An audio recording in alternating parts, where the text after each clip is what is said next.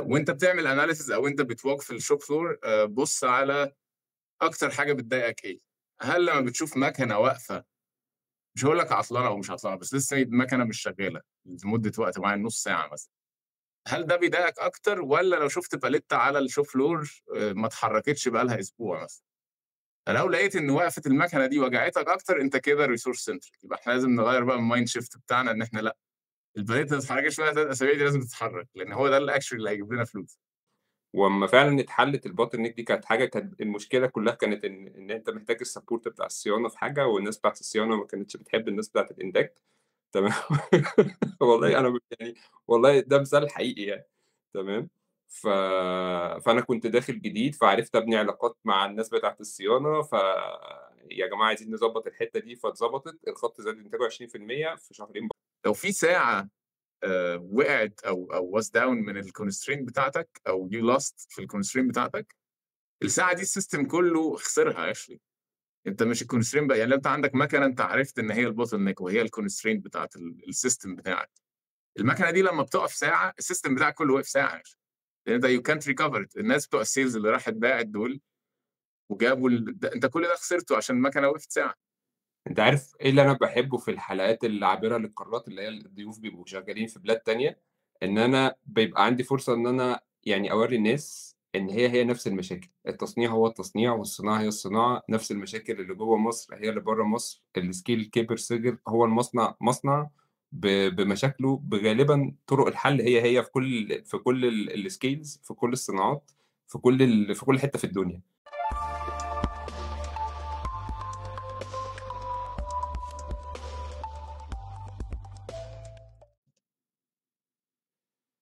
أهلًا بيكم في حلقة جديدة من بودكاست في المصنع.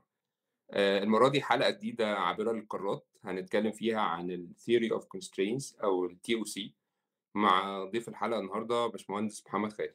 إزيك يا هندسة؟ ازيك يا حسن، عامل ايه؟ تمام الحمد لله.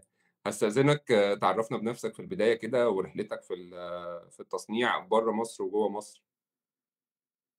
تمام. اول حاجه شكرا ليك يا حسن، والله زمان احنا اشتغلنا مع بعض في اول الكارير خالص. انا محمد خيري، انا شغال في الكونتينوس امبروفمنت والاندستريال انجينيرنج بقالي 15 سنه. ابتدي الكارير بتاعي في كريستال عصفور، واحنا اشتغلنا مع بعض كذا سنه، كنت اندستريال انجينير. بعد كده اشتغلت في الاوتوموتيف في نيسان موتور ايجيبت، اندستريال انجينيرنج وكونتينوس امبروفمنت. بعد كده طلعت ادرس في مونتريال في كندا، خدت ماجستير اندستريال انجينيرنج، واشتغلت بعدها في الايروسبيس، شركه اسمها بومباردي بتعمل طيارات. كنا ماسكين نعمل اندسترياليزيشن لموديل طياره نبني لها برودكشن لاين. وبعد كده نقلت في شركه اسمها كاسكيد دي بتاعت باكجنج، قعدت 3 سنين بشتغل برضه كونتينوس امبروفمنت، وكنا بنبني سيستم بتاع لين مانيفاكتشرنج. بنينا السيستم وعملنا امبلمنتيشن كذا سنه، ودلوقتي جالي اوبورتيونيتي، نقلت من مونتريال لشيكاغو في جيفودان. جيفودان شركه فليفرز، جلوبال ليدر يعني في الفليفرز، في الفود مانيفاكتشرنج برضه. شغال continuous improvement program manager للكلاستر بتاع شيكاغو، المصنعين في شيكاغو. يعني ما شاء الله رحلة ثرية جدًا، وأنا يعني فخور وباتشرّف إن إحنا كنا زملاء في فترة من الفترات في الرحلة دي يعني. لا حبيبي، الشرف ليا، بالعكس. انا اول حاجه اولا انا معجب باللي انت بتقدمه، انا شايف المسج والرساله اللي انت بتقدمها كويسه قوي.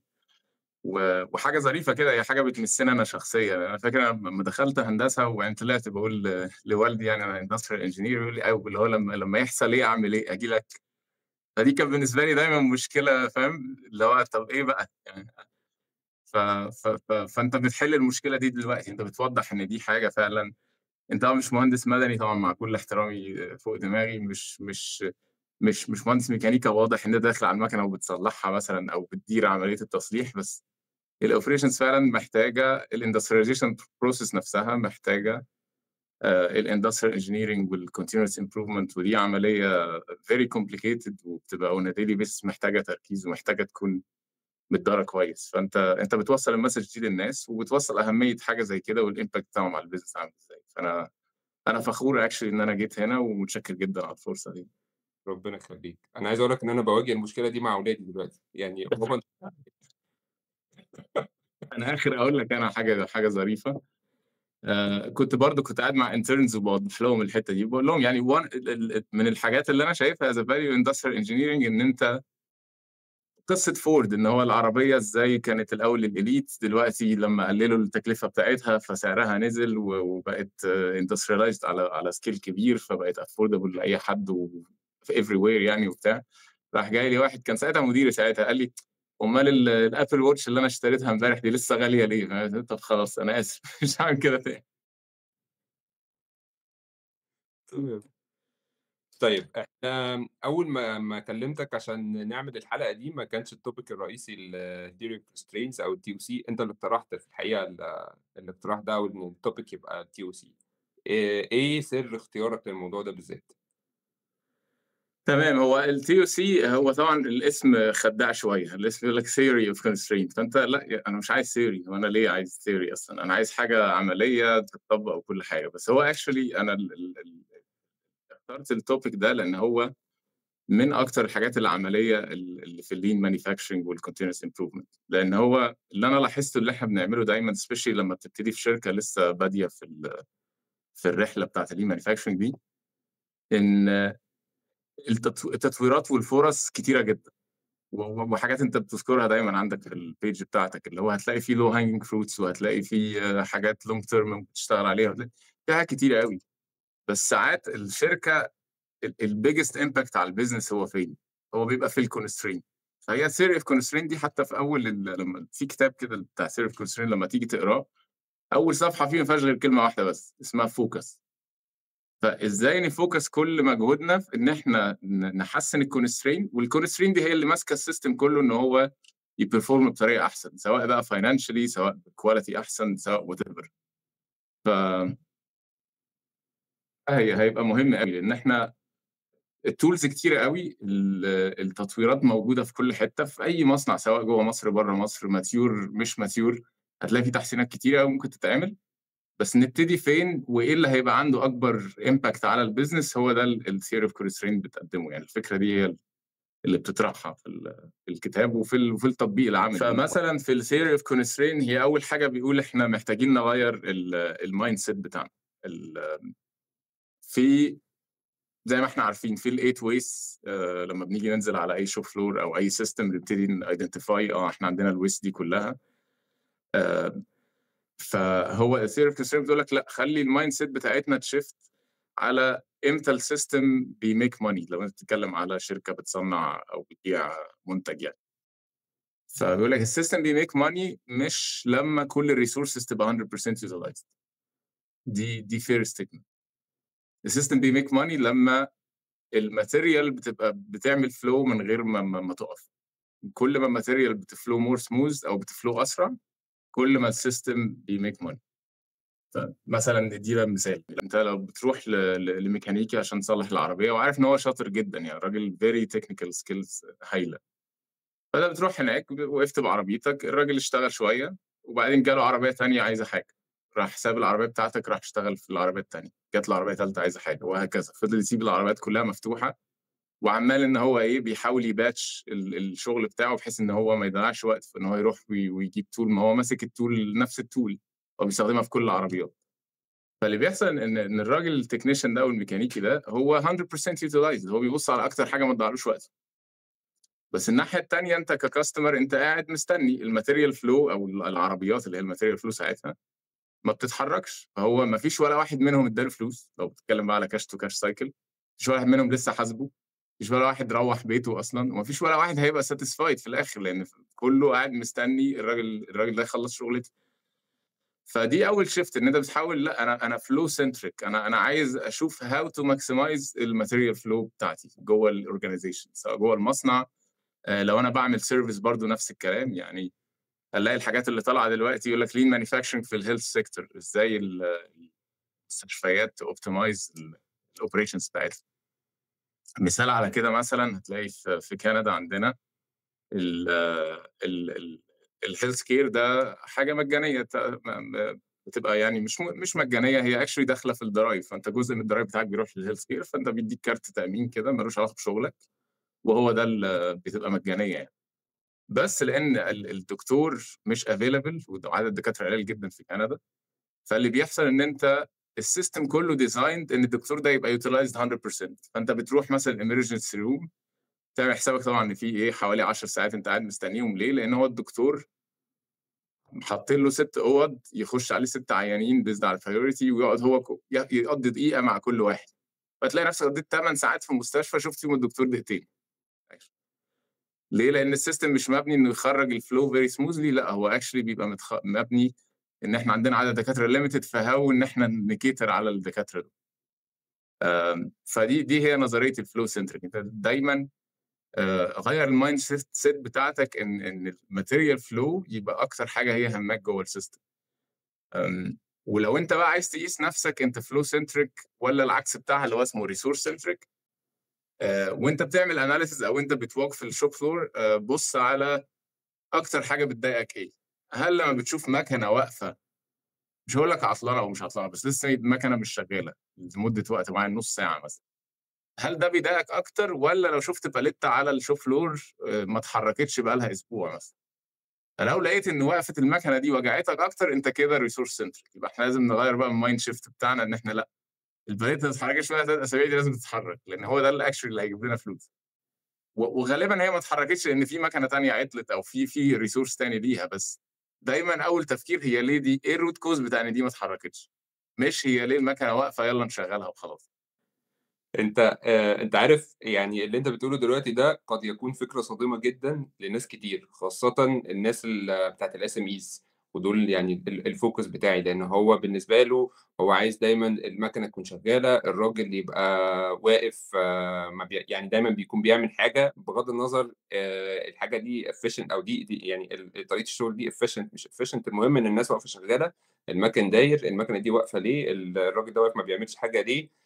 فللأسف العقلية دي منتشرة وبغزارة في المصانع، وأعتقد إن يعني أو أتمنى إن الحلقة دي تكون مفيدة للناس اللي بتفكّر بالطريقة دي، تفكّر بطريقة مختلفة، لإن إحنا في الآخر الهدف إن إحنا نعمل فلوس، مش الهدف إن إحنا نkeep المَكَن شغّال والناس utilize زي ما أنت بتقول، أو الناس بتعمل أي حاجة وخلاص، بغض النظر هل الحاجة اللي بتعملها دي فعلًا بتفيد الbusiness والّا ما بتفيدش الbusiness. فيعني إن شاء الله نطلع بحاجة مختلفة آخر الحلقة. إن شاء الله. طيب، طيب خلّينا بقى نروح لحتّة الconstraint، يعني إيه constraint أصلًا؟ أوكي، أي system في حاجة اسمها constraint، الconstraint دي هي الحاجة اللي هي بتمنع أي system إن هو يperform better. perform better دي بقى ساعتها دي based على أنت بتعمل أنهي business أو what is the kind of service اللي أنت بتقدمها. فperform better دي ممكن تترجم إن هي إنتاج أكتر، ممكن تترجم إن هي مبيعات أكتر، ممكن تترجم إن هي quality أحسن. فأي حاجة في الsystem بتمنعك إن أنت تعم ت ت تperform better هي دي الconstraint. غالبًا في بيئة إنتاجية دي بتبقى اسمها الbottleneck، صح؟ لو أنت عندك خط إنتاج، خط الإنتاج ده فيه process بتاخد وقت أكتر من processes تانية، فغالبًا الbottleneck اللي هي المحطة بالbottleneck دي هي الconstraint بتاعة الsystem. المحطة دي لو أنا حسّنت أدائها، الخط كله هينتج أكتر.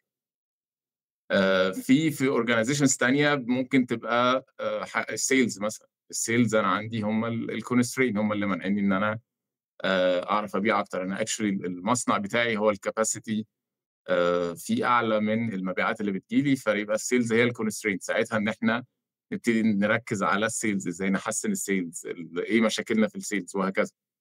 ف ف ف ف فزي ما باقول يعني لو عايز ألخّص الحاجة، هو كل system فيه حاجة أو حاجتين بالكتير هم اللي بيمنعوه إن هو يperform أحسن. والtheory of constraint هي عبارة إزاي إن إحنا نidentify دي، وإزاي الsteps والخطوات إن إحنا نشتغل عليها بحيث إن إحنا نحسّن من أداء الconstraint دي، بالنتيجة الsystem كُلّه أداؤه هيتحسّن وهيبقى more بيperform أحسن وبيجيب revenue أكتر.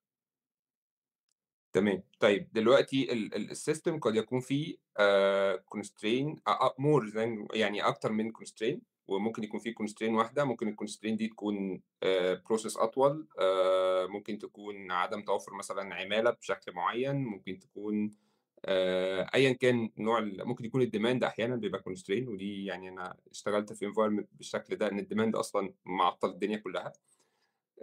فإزاي أspot الconstraint ده، وبعد ما أعمل كده أشتغل عليه إزاي؟ يعني أنا أعرف منين identify الconstraint ده رقم 1، ولو عندي أكتر من constraint برضه يعني في إزاي وأعمل إيه؟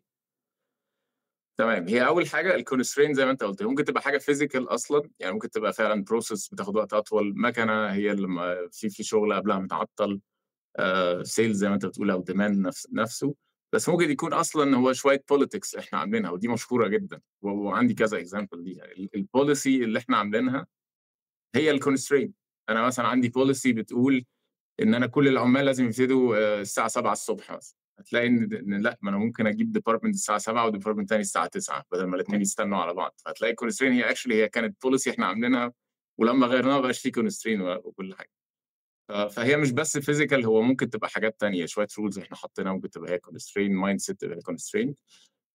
إزاي نspot الكلام ده؟ زي ما في طرق سهلة وطرق more analytical شوية. الmore analytical اللي هي الحاجات الطبيعية بتاعة الlean manufacturing والindustrial engineering، انزل اعمل time study، ارسم material flow بتاعتك، الvalue stream map، هتبتدي تشوف إيه أقل capacity عندك لو أنت متأكد إن هو المصنع الconstraint يعني في backlog. بعد ما بتعمل process map تعمل time study وبتidentify إيه الdepartment أو على big macro scale كده إيه الdepartment اللي هو الbottleneck بتاعتك، ويبقى هو ده الconstraint. الطريقة التانية اللي very easy يعني بيقول لك، ودي الكتاب بيقولها، قال لك لو أنت عايز تمشي الدنيا بسرعة، أول حاجة هتعملها إن أنت to walk the floor وبص على الويب ارياز اللي عندك هي فين، وشوف الويب ده هل هو بلاند ويب ولا هو بس موجود كده عشان مستني بروسيس تانية تشتغل. وساعتها هتديك انديكيشن، ما حدش قال ان هو ده كونسترين ونموبلايز الناس كلها تشتغل عليه، بس ده it will give us indication ان هي دي ممكن تبقى كونسترين، وساعتها بقى نعمل الشغل بتاع التايم ستادي والبروسيس فلو والكلام ده كله. فهو على حسب هاو بيج از السيستم. بس التولز بقى بتاعت اللي مانيفاكتشر بتخش مثلا ممكن تعمل تايم ستادي، بروسيس فلو تشارت ان انت تماب الماتيريال فلو، امسك الماتيريال وفولو الماتيريال، اشتيها في كل البروسيسز اللي عندك وشوف هي بتقف فين. اكشلي ده ممكن وان تيست تعمله هيبين لك هي استنت فين اكتر وتبقى هي دي الكونسترين. ووك ذا فلور مع التيم وشوف دايما الويبس بتطلع فين. اول ما تتابع الماتيريال فلو كل حاجه هتبان، هتعرف المشكله فين على طول. ده لو هي اوبريشنال. لو هو سيلز بيبقى باين ان انت ما عندكش باك لوج مثلا، عندك كاباسيتي زياده فعندك شيفت مثلا تبقى فاضيه ما بتعملش حاجه، فساعتها تعرف ان السيلز عندك كونسترين وتشتغل بقى على جوه السيلز نفسها. طب انتوا محتاجين ايه يا جماعه عشان نزود السيلز؟ فهتلاقي مثلا يقول لك لا ده الليد تايم بتاعنا عالي، ده الكاستمر، طب وريني اثبت ان هو كده. فتلاقي كاستمرز كتيره مثلا طلبيات اتلغت بسبب ان احنا الليد تايم عالي، او احنا الجو تو ماركت بتاعنا او سوري الليد تو اوردر مش سريع. يعني في مثلا صناعات، انا كنت في صناعه الكرتون مثلا، دي كان سبيشالتي، فكان بيجي الكاستمر يقول لي انا عندي كامبين عايز كرتون مثلا علشان تريز هنحط عليها بشكل معين عشان كاس العالم مثلا، فكاس العالم ده جاي في شهر معين، فانا منزل الكامبين دي على كاس العالم، على ما نعمل الديزاين ونابروف الديزاين ومش عارف ايه، وتيجي اول اوردر بيكون اوريدي كاس العالم غالبا الفاينل بيتلعب يعني، فاهم؟ فده كونسترين، انت الليد تايم بتاعك اوريدي عالي، فانت عرفت كده ان مشكلتي في الحته دي، فابتدي انا بقى ايه ابريك داون البروسيس دي واعمل الخمس خطوات بتوع سيري اوف كونسترين ان احنا نحسنها يعني. أنا فبس دي الطرق اللي تخليك تعمل تايدنتيفاي كونسترين. عندي مثال برضه ليه علاقة بالsales. يعني في شركة من الشركات الراجل بتاع الsales كان كل شوية ييجي لنا، أنا مش عارف أبيع، أنا عندي في مقاسات معينة لازم تبقى موجودة وهي مش موجودة دلوقتي، فنعمل له المقاسات ونروح بيها، فما بنبيعش. أصل هو لأ، ما هو المقاسات مش كفاية، إحنا لازم في designs جديدة تبقى موجودة عشان نعرف نبيع، فبنروح نعمل الdesigns ونرجع. طبعًا برضه عشان تعمل الكلام ده أنت بتقعد وقت كبير، ولو حاجة بالظبط. فعلًا ب ب بdemand وseasonality معيّنة أو حاجة زي كده، خلاص أنت عقبال ما بتعملها بيبقى الموضوع خلاص، هو ما فيش plan، هو في إن أنا مش عارف أبيع عشان كذا، فبنعملها له عقبال ما نعملها، هو نفس القصة تقريبًا يعني. فواضح إن الموضوع ده منتشر. أو بالظبط، انت ساعة ما تبتدي تمشي ورا حتة الكونسترين دي، انت هتتفاجئ بكمية الحاجات مش هقول لك ايزي فيكس، بس هي الحاجات اللي معطلة السيستم كله وراها، اللي هي ممكن فعلا تبقى لو حطينا مجهودنا كله فيها السيستم كله هيأكت بتر يعني. وعندي مثلا عندنا هنا مصنع احنا ميك تو ستوك في حتة في مصنع من المصانع اللي عندنا في شيكاغو يعني. بيجي مثلا نقعد نشتغل ار ان دي وسيلز ودو ونعمل كذا ايفنت ندوق فيه وتلاقي كاستمر انجيجد، ويالّا اعمل order. طب build الstock بتاعي، لأ ما إحنا عندنا bottleneck على الline فما عملناش المنتج في ميعاده مثلًا. ففي الآخر الcustomer بييجي بعد فترة يقول لنا لأ يا جماعة خلاص I can't cope with you، يعني الطريقة دي مش هتنفعني، خلاص I will see somebody else. فهنا بترجّعنا للكلمة بتاعة الtheory of constraint برضه. هو بيقول لك لو في ساعة وقعت أو was down من الconstraint بتاعتك أو you lost في الconstraint بتاعتك، الساعة دي السيستم كله خسرها actually. أنت مش الconstraint بقى، يعني لو أنت عندك مكنة أنت عرفت إن هي الbottleneck وهي الconstraint بتاعة السيستم بتاعك، المكنة دي لمّا بتقف ساعة السيستم بتاعك كله وقف ساعة actually. لأن ده you can't recover it. الناس بتوع الsales اللي راحت باعت دول وجابوا أنت كل ده خسرته عشان المكنة وقفت ساعة، فاهم؟ فهو السيستم كله بتاعك خسرها، مش ما حدش فيهم هيعرف يrecover. بس في نفس الوقت الناحية التانية بتقول لك لو أنت كسبت ساعة في non bottleneck دي في الآخر سراب، يعني أنت ما كسبتش حاجة، لأنك you can recover الساعة دي في أي وقت تاني، مش آخر الدنيا. اهم. فعشان كده الثيوري دي بتبقى عجباني، لأ إحنا عندنا resources بس الresources دي دايمًا limited، فإحنا عايزين نركّزها في الحتة اللي هتزود أداء السيستم كله. أنت عارف إيه اللي أنا باحبه في الحلقات العابرة للقارات، اللي هي الضيوف بيبقوا شغالين في بلاد تانية، إن أنا بيبقى عندي فرصة إن أنا يعني أورّي الناس إن هي نفس المشاكل، التصنيع هو التصنيع والصناعة هي الصناعة، نفس المشاكل اللي جوّه مصر هي اللي برّه مصر، الskill كِبِر صِغِر، هو المصنع مصنع بمشاكله، بغالبًا طرق الحل هي في كل الskills في كل الصناعات، في كل حتة في الدنيا. ده فعلًا حقيقي وفعلًا أنا بقى لي أهو 8 سنين شغال برّه، هي نفس المشاكل اللي باتعرّض لها ونفس المشاكل في كل المصانع regardless أنت فين في الصناعة، سواء في new product introduction أو حاجة صناعة mature، بتبقى نفس المشاكل on a daily basis يعني، فما تقلقوش. تمام جدًا. طيب أنت في النُص كده قُلت ال5 خطوات بتوع الtheory of constraint. بالضبط. فزي ما إحنا اتكلّمنا، أول حاجة ودي خطوة باينة من غير كلام، إن identify constraint. أنا كsystem أنا عندي resources وعندي مشكلة أو عايز أperform better، فعايز أعرف إيه هي الconstraint. زي ما إحنا قُلنا walk the floor، بُص شوف الweb فين، بيتكوّن فين، اعمل value stream map، عايز تقيس وتاخد وقتك فيه، قيس وخُد وقتك فيه طبعًا. بس أول حاجة what I recommend إن أنت لمّا تidentify constraint إن أنت تعملها high level شوية. يعني أنت زي ما قُلنا وجّه resource ناحية الحاجة اللي أنت شايف already باينة إن هي دي الconstraint، وبعد كده ابتدي اعمل لها الbreak down analysis والكلام ده كله. فأول خطوة تاني عشان نرجع، تحدد إيه هي الconstraint اللي عندك. تاني خطوة بيسموها exploit الconstraint. exploit دي اللي هو بمعنى لو عايز أبسّطها برضه أوي، إن أنت يعني خُد أقصى benefit تعرف تاخدها من الconstraint بالوقت الحالي، أو زي ما بيقولوا كده اعصرها يعني. هو ده بقى اللي إحنا بنتكلم فيه الresource centric. لمّا تيجي في الconstraint خلّيك resource centric 100% utilization، ما تخسرش ثانية فيه. فدي تاني خطوة exploit الconstraint. تالت خطوة حاجة اسمها subordinate. subordinate ده اللي هو إيه، طبعًا كلمة مش أظرف كلمة تتقال، بس هو بيقول لك لو constraint دي فعلًا هي أهم حاجة في السيستم وهي بتdefine الperformance بتاع السيستم كله، خلّي السيستم كله يact as if يعني فاهم، خلّي السيستم كله يبقى designed إنه يخدم الconstraint دي. يعني لو أنت عندك مكنة أنت عارف إن هي constraint، ما تجيش تقول لي أنا هاخد break وأوقّفها ساعة في اليوم مثلًا break. أنا مش باقول إن العمال ما ياخدش break، بس العامل ياخد break. ولو عندك خط تاني non constraint وقّفه ساعة في اليوم وخلّي العمال يروحوا يروتيتوا على المكنة التانية اللي هي constraint. ده منظر مثلًا من الحاجات اللي بيقول لك subordinate الsystem للconstraint. خلّي السيستم كله يتبع الconstraint. من الحاجات المشهورة برضه يقول لك لو مثلًا واحد بتاع صيانة مثلًا بيعملوا change over، محتاجين بتاع صيانة ييجي يفُك حاجة مثلًا في الchange over، حاجة very specific، خلّي بتوع الصيانة يprioritize الconstraint. لو جالك call من المكنة دي والمكنة التانية لأ، المكنة دي هي الconstraint، دي priority على فكرة. فدي برضه مثال very simple للsubordinate يعني. الحاجة التانية نفسها في الplanning، ولمّا نيجي نتكلم بقى على حاجة more specific، خلّي الconstraint دي هي الpacemaker بتاعك لمّا تيجي تعمل planning. يعني أنت نزّل أول حاجة الجدول بحيث إنه ينزل على الconstraint دي الأول، وبعدين ضبّط أوقات المَكَن التاني based على دي، تمام.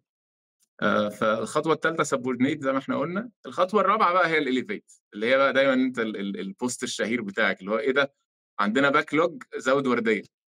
دي بتيجي رابع خطوة، دي ما بتجيش في أول خطوة. بعد ما عملت كل ده واتأكدت خلاص ما فيش حل تاني، يبقى elevate. elevate ده بقى ممكن مش لازم يبقى برضه حاجة physical يعني اللي هو زوّد وردية، لأ elevate ده اللي هو هات لي الناس بتوع الindustrial engineering ويعملوا لي مثلًا تعديل في الإسطمبات إن هي تبقى تتغيّر بسرعة مثلًا لو هي مَكَنة. تعالوا نعمل project معيّن ونinvest فيه time وفلوس إن إحنا نعدّل الtooling بتاعنا بحيث إن هو يوفّر وقت، وهكذا. يعني ابتدي بقى invest شوية في الconstraint دي، أو في الآخر خلاص زوّد وردية تالتة، بس أنت خلاص عرفت ما فيش حل تاني، يعني أنت جبت آخر كل حاجة تانية. فالخطوة دي اللي هي الخطوة الرابعة بتبقى elevate. بعد ما بتعمل كده الخطوة الخامسة اللي هو بيقول لك repeat، بس هي الrepeat دي فيها trick. يعني repeat دي اللي هي سهلة PDCA ويالّا نrepeat واعمل نفس الكلام تاني. بس بيقول لك لمّا بتيجي تعمل repeat احسب إيه الnext constraint ودايمًا اشتغل عليها مع الconstraint دي. دي لسبب let's say أنا مصنع عندي، لقيت constraint على خط الإنتاج وزوّدت الإنتاجية بتاعتي ضاعفتها بالtheory دي وعملت ال4 خطوات واتضاعفت. فين الnext constraint؟ هيبقى المبيعات غالبًا، لإن آدم المبيعات مش عامل حسابه إن أنت هتضاعف الإنتاجية، فالمبيعات هتبقى الconstraint.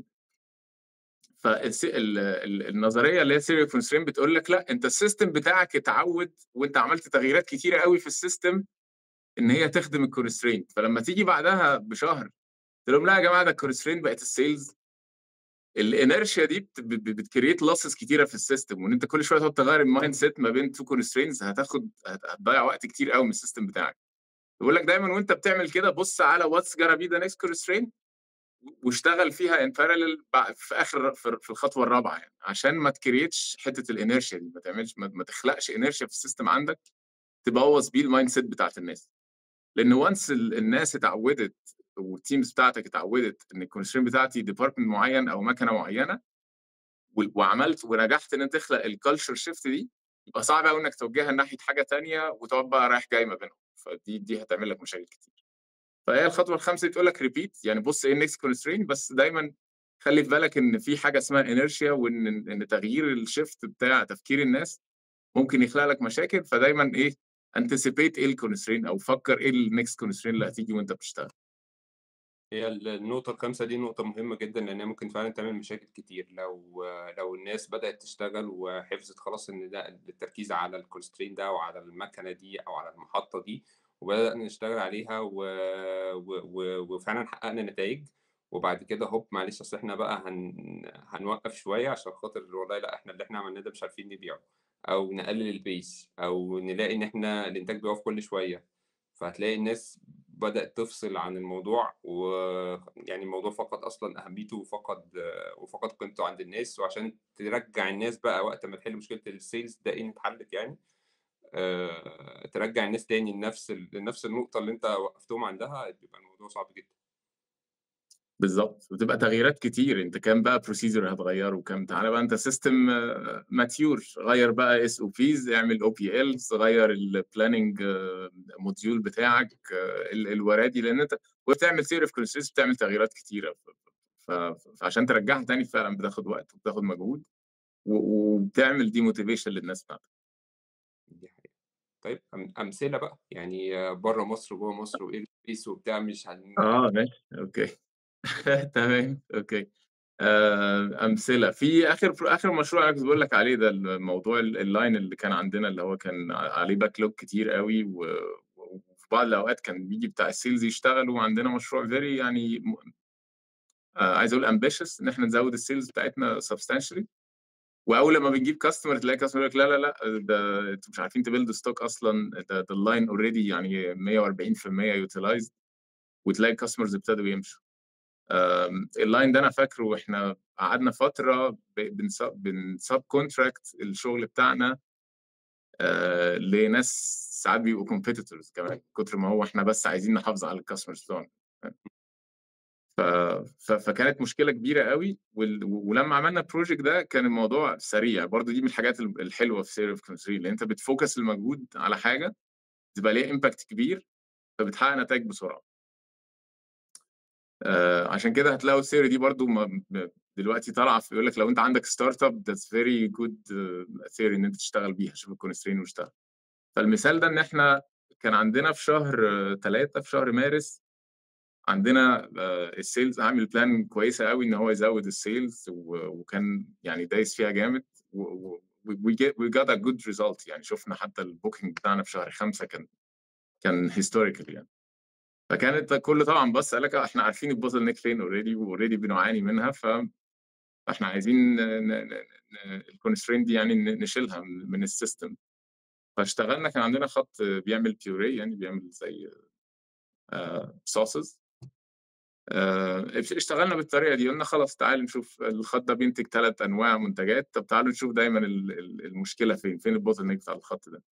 رُحنا بصينا لقينا في آخر الخط الfilling ده عبارة عن العامل بيقعد يملى حاجة زي bag in a box بيسموها يعني، ده بيبقى زي شنطة بلاستيك كده بتاعة أكل يعني، بتتحط جوّه صندوق يعني. فاتفقنا إنها خلاص هي دي الfilling دي بعد ما عملنا time studies على الحتّة دي وعرفنا إن هي دي أكتر حاجة بتوقّف الsystem هي الfilling دي ده الأساس، filling nozzle دي. وكان عندنا كُلّنا نزّلنا حتى slogan كده keep the nozzle running هو الnozzle ده لازم تفضل شغّال، ما بنهرّجش. فقُلنا خلاص ودي أول خطوة عرفنا عملنا time study process flow chart بصّينا الnozzle دي هي الأساس. يالّا نروح على الخطوة اللي بعدها، الnozzle دي بتُقف إمتى؟ هو ده بقى اللي هو الexploit ده اللي هو أنا عايز أشغّلها 100% ما بتُقفش. فعشان تعرف تشغّلها 100% بتعرف هي بتُقف إمتى. بصّينا على الdown time log بصّينا على الأوقات اللي بتُقف فيها يعني. أسهل حاجة actually كانت موجودة الbreaks عندنا ورديتين بتُقف ساعة في كل وردية. طيب ماشي ما نعرفش نشغّلها في الbreak لأ محتاجين عُمّال تانية. طيب ماشي نعرف نجيب العُمّال التانية منين؟ عندنا خطوط تانية كتير في المصنع فيه بتاع 6 خطوط والّا حاجة. لأ بس الخطوط دي إحنا شغّالينها، إحنا الplanning بيعمل لها planning 100% يعني.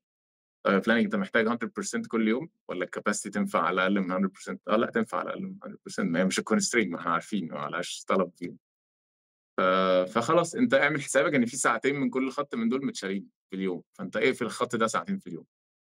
طب تمام خلاص عملنا كده، وعملنا rotation ما بين عمال الخط ده والعمال التانيين في الحتة بتاعة الfilling دي، وكسبنا 3 ساعات في الconstraint.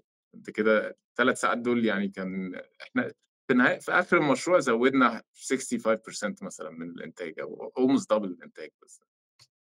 ف دي أول حاجة كانت سهلة جدًا، أنت بتبُص كده أوكي الdesign الsystem ويعمل. الحاجة التانية بيقف إمتى؟ آخر كل يوم بنفضّي الline عشان نعمل له حاجة اسمها CIP دي cleaning process يعني لازم تتعمل أكل يعني.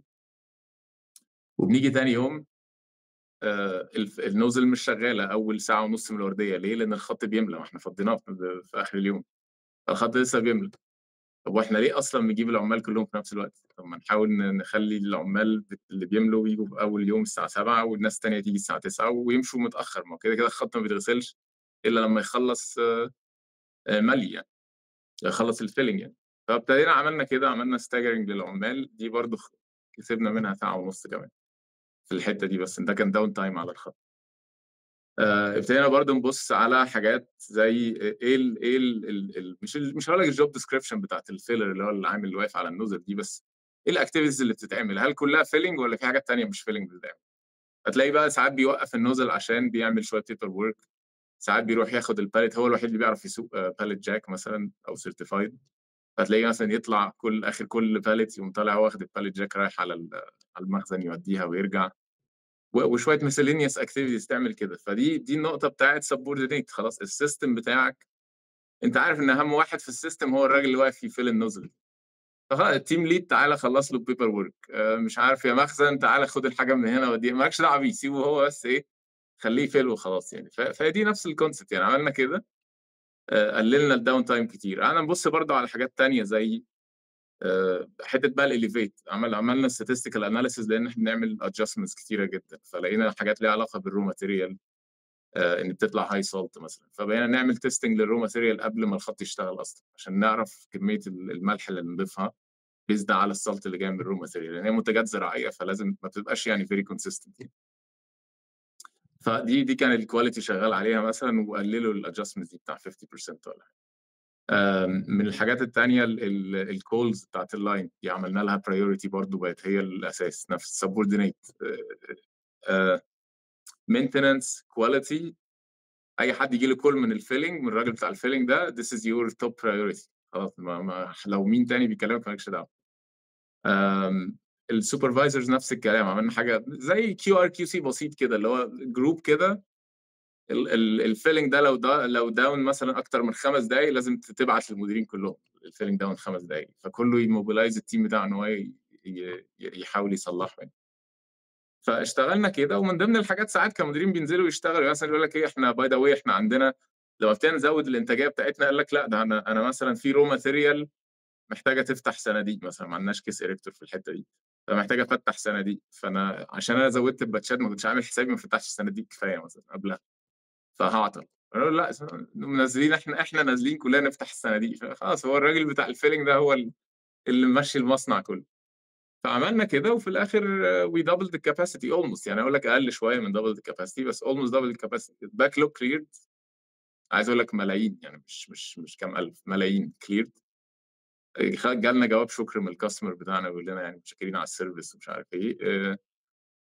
السيلز مبسوطين جدا وهكذا. يعني دي فيري جود اكزامبل، انت في شهرين بتعمل شغل. طبعا عشان تسستين بقى الكلام ده لازم تعمل له بقى البروسيجرز بتاعته، يعني كل حاجه بقى تعمل لها سيستم وتعمل لها ديلي مانجمنت وهكذا، فده عشان نسستين الكلام ده. بس البروجكت نفسه هو في شهرين بتاخد امباكت رهيب يعني. هو اللطيف في المثال ده إن معظم الحاجات اللي اتعملت يعني actions إجرائية، يعني ما فيش حاجة technical فظيعة اتعملت، يعني هو مجرد بس تنسيق، مجرد إن إحنا يعني ترتيب breaks أو rotation breaks، إن أنت تبقى في focus فعلًا زي ما أنت قُلت في الأول، focus بس كون إن إحنا مركّزين وعارفين إن الfocus بتاعنا في الحتة دي، في النقطة دي، فكلنا بنخدِّم على الباشا بتاع الfilling بالظبط. خاطر يفضل شغال. فيعني يعني مجرد بس التغييرات دي اللي هي تعتبر تغييرات بسيطة مش كبيرة جدًا في السيستم يعني، أنت يعني الدنيا اتقلبت. بالظبط، ودي الميزه في الثيوري اوف كونسترينز. انا بقول لك يعني انا في حاجات تكنيكال بتتعمل وحاجات مهمه جدا، بس انا بقول لك لما بس الاورجنايزيشن بتفوكس على الكونسترين الامباكت بيبقى مرعب، ومش بيدرين ريسورسز كتير، او مش فيري كومبلكس في حته التكنيكال سكيلز يعني. مش محتاج تجيب ناس فيري هاي تكنيكال سكيلز يعمل لك احسن موشن تايم ستادي للحته دي. يعني بارت من الحاجات اللي احنا الفيلنج في وقت السايكل نفسها بتضيع وقت، مثلا ان العامل بيدوس على الزرار، في حاجات مانيوال كتير وفيها موشن ايكونومي رهيب ان احنا نحسنه. فجبنا شركه تعالى والله انا هعمل لكم كونفيرز هنا هحسنها لكم كام، قال لك بعد 3 شهور 4 شهور. انا عايز حاجه تعمل دلوقتي. فهي زي ما انت قلت الحاجات الاجرائيه السريعه دي بس فوكس بتجيب امباكت رهيب جدا، وبعد كده بتدي الوقت بقى نشتغل على حاجات حتى تحسين اكتر يعني. ودي بتبقى اللي هي الفيز بقى 4 زي ما احنا قلنا، الليفل 4 ده اليفيت. ده انا هعمل كونفير هنا، ده انا هانفست في حاجات تانية. بس اول 3 ستيبس بتديك امباكت مرعب. بالضبط. أنا عندي تجربة برضه في مصنع من مصانع الأجهزة المنزلية، إنه كان برضه الخط عليه bottleneck، وكان الbottleneck دي لأسبابٍ ما هي يعني اللي أنا اكتشفته بعد كده إن هي على model واحد بس من الmodels اللي شغالة على الخط، ولكن كل الmodels متاخدة على الأساس إن الbottleneck دي، يعني مثلًا عندي X وY وZ، فهو X مثلًا هو فيه المشكلة، في time في station معيّنة كبيرة جدًا، لكن في Y وZ عادي، فكل الخط مربوط بالإنتاجية بتاعة X. ليه؟ أنا يعني لحد النهارده مش فاهم. وأمّا فعلًا اتحلت الbottleneck دي كانت المشكلة كلّها كانت إن أنت محتاج الsupport بتاع الصيانة في حاجة، والناس بتاعة الصيانة ما كانتش بتحب الناس بتاعة الإنتاج. تمام. والله أنا يعني والله ده مثال حقيقي يعني. تمام. ف فأنا كنت داخل جديد، فعرفت أبني علاقات مع الناس بتاعة الصيانة، يا جماعة عايزين نضبّط الحتّة دي، فاتضبطت، الخط زاد إنتاجه 20% في شهرين برضه نفس الكلام، يعني تقريبًا لمدة شهرين دي يعني مدة standard. ف يعني بتبقى حاجات بسيطة جدًا، وبتبقى معطّلة الدنيا ومضيّعة فلوس كتيرة جدًا فعلًا. بالظبط، هي دي الميزه بتاعت التول الصراحه، ان انت الفوكس. لان انا شغال في الدومين بقالي انت برضو ما شاء الله عليك يا حسن، انت شغال بقالك كتير قوي في الدومين ده. بتبقى مشكله رهيبه ان انت تخش مكان وايه التحسينات الكتير قوي اللي ممكن تتعمل دي، وفي الاخر بيبقى لا عايزين نثبت للبيزنس ان هو لا احنا ممكن نعمل امباكت رهيب في وقت قصير، وفي نفس الوقت من غير ما ندرين السيستم كله. يعني انا لو فتحت في كل حاجه عايزها بيرفكت مش هتخلص. وفي الاخر اديك شايف يعني سواء بره مصر او جوه مصر المشاكل واحده، هي مشاكل الصناعه بتفضل واحده، مبني على سبلايرز، مبني على فاكتورز كتيره جدا. فانت عشان تركز مجهودك وتجيب امباكت وتوري البيزنس ازاي حاجه زي اندستريال انجينيرنج ولا كونتينوس امبروفمنت مهمه. دي تول رهيبه يعني. انت استغل كل النولج بتاعت اللي مانيفاكتشرنج في بس حته الفوكس دي. كمان الميزة إن إحنا بنتكلم في تقريبًا cost free. إحنا ما يعني لا أنا دفعت حاجة في اللي أنا قُلته، ولا أنت دفعت حاجة في اللي أنت يعني في اللي أنت قُلته. يعني كل الproject الرهيب والdouble capacity ده أنت ما دفعتش مليم. بالظبط، من غير كابكس، من غير يعني زي ما احنا قلنا الامباكت بيبان قبل ما توصل لستيب 4. ستيب 4 دي اللي هي بقى هنبتدي، حتى مش لازم تبتدي بكابكس، هتبتدي بقى اللي هو تحسن شويه في التولينج، ازود مثلا ساعتين زياده في اليوم مثلا، ولا يعني دي اللي هيبقى فيها شويه تكلفه. قبل كده اولموست ما فيش تكلفه اولموست. ف... فبالظبط هي دي الميزه بتاعتها. طيب هل الكلام اللي إحنا بنقوله ده ينفع يبقى applied كمان على يعني أجزاء تانية من الsupply chain زي الlogistics مثلًا، زي ال طبعًا الplanning كده مرتبط باللي إحنا بنقوله، لكن الlogistics والpurchasing الأجزاء التانية من الsupply chain، هل ينفع نفس الكلام يبقى منطبق عليها والّا صعب؟ لا طبعا هو بينطبق طبعا. انا ما عنديش الاكسبيرينس اللي تقول بالتفصيل هتنطبق فين، بس هي نفس النظريه. تعال نبص على المايند سيت. خلاص، فلو سنتريك مش ريسورس سنتريك. خلاص كده. تعالى خد ليتس سي احنا عندنا اس اي بي او وات ايفر اي ار بي سيستم. الاوردر بيجي لنا من الكاستمر، بيجي لنا يوم واحد. خلاص، الاوردر ده بينزل على خط الانتاج يوم كام؟ هتلاقي دايما بياخد له بتاع 10 ايام كده قبل ما يبتدي حتى حد يبص عليه يعني. فانت هتلاقي لو بصيت على البروسيس، لو احنا عملنا فولو للاوردر ونعد تايم لاين كده ايه اللي بيحصل فيه وكام تاتش بتتحط عليه، هتلاقي ان انت برضه هتلاقي في كونسترين عندك في بوليسي معينه او في بروسيس معينه احنا بنعملها، هي دي اللي بتخلي الماتيريال مش بتتحرك، او مش بتخلي الاوردرز بتتحرك، سواء بقى على السيستم سواء على الشوب فلور وهكذا. فده اكزامبل ان انت نفسك تبتدي تشوف البروسيس نفسها بتاعت السبلاي تشين بتاعتك ماشيه ازاي، من اول ما الاوردر يجي لحد ما الاوردر بيتشحن. وتقعد تعد كده كل ما الاوردر في يوم عندك على السيستم تبقى ايه، قلبك بيوجعك كده، اللي هو لا احنا لازم نحركه، ما تحركش ليه؟ ده اكزامبل التاني مثلا السبلايرز. ممكن فعلا يكون سبلاير هو الكونسترين بتاعك، فده بتبتدي انت بقى بتشغل فيه الاورجنايزيشن. لا يا جماعه، انا السبلاير ده مش عامل لي ستوك ليفل معين او بتاع، ومش مخليني اعرف اوبتمايز السكادجول بتاعي. فابتدي تموبيلايز التيمز بتاعتك، بدل لا ما تشتغلوش على المصنع، تعالوا اشتغلوا لي عند السبلاير ده، او نغير السبلاير او نحط وات ايفر ايفورت بحيث انه يحسن اداء الاورجنايزيشن. فلا طبعا ليها تطبيقات في كل حاجه. انا شايف، انا بقول لك المستشفيات ده تطبيق رهيب في المستشفيات. انت هتخش الماتيريال، حته الفلو سنتريك دي مهمه جدا جدا. دي هي هتخلي السيستم يعمل فلوس، هتخلي السيستم الكاستمر ساتسفاكشن يرجع لك تاني، الكاش تو كاش سايكل هتتحسن، هتشيل البريشر من على السيستم، يبقى رهيب جدا عندك البريشر لو انت الماتيريال ما بتتحركش. الناس كلها زعلانه، محدش مبسوط. فلا تطبيقاتها بتبقى في كل حته طبعا، بس اهم حاجه المايند سيت، فلو سنتريك مايند سيت. أنا الصراحة شايف إن الkey word في الحلقة دي هي موضوع الflow centric والsource centric دي. يعني الconcept ده لو الناس بدأت يعني خدت بالها منه وبدأت تفكّر بيه، وكمان consciously يعني تبقى واخدة بالها إن هو لأ، أنا كده بافكّر في الresource مش بافكّر في الflow. أنا كده يعتبر حابس الفلوس في السيستم، مش محرّك السيستم، فهتفرق كتير. بالظبط. وفي كان في الكتاب، هو في كتاب اسمه ذا جولد، هو على الثيوري اوف كونسترين دي بتاع ايلي جولدريت. وفي فيلم اكشلي اتعمل، بس انا فاكر في مقول حتى كان جالي مدير عندي هنا، كان اكشلي هو الفي بي بتاعنا، جاي يقول لي congratulations you bought yourself a robot, you got a robot. هو الكتاب كله بيحكي على ان المصنع جاب روبوت، وبقى المصنع كله شغال عشان يوتيلايز الروبوت 100%. فبقوا قاعدين ينتجوا حاجات مش بتتباع وبيحطوها في المخزن وعاملين يدفعوا عليها فلوس بس عشان جابوا روبوت ولازم يفضل شغال 100%. فنفس النظريه يعني، انت مش ده الكونسترين، وانت عملت فول يوتيلايز الكونسترين والماتيريال فلو وقف في المخزن. هو ده. دي حته مايند سيت ان الريسورس مش هو اهم حاجه في الموضوع، هي فعلا الماتيريال فلو هي اهم حاجه. لو عايز تبص لها بصه لين مانيفاكتشرنج، لو هخش شويه في التفاصيل يعني اسمح لي.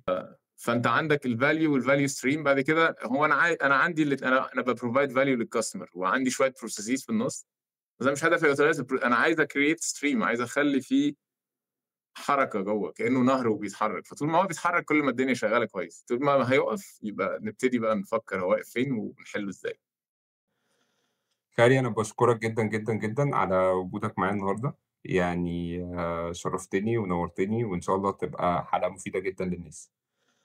ربنا يخليك يا حسن، ومتشكر تاني على الاستضافة أول حاجة، ومتشكر على المحتوى اللي أنت بتقدّمه، أنا شايف إن هو مهم جدًا ويا رب بالتوفيق وكمّل على كده. شكرًا جزيلًا. شكرًا.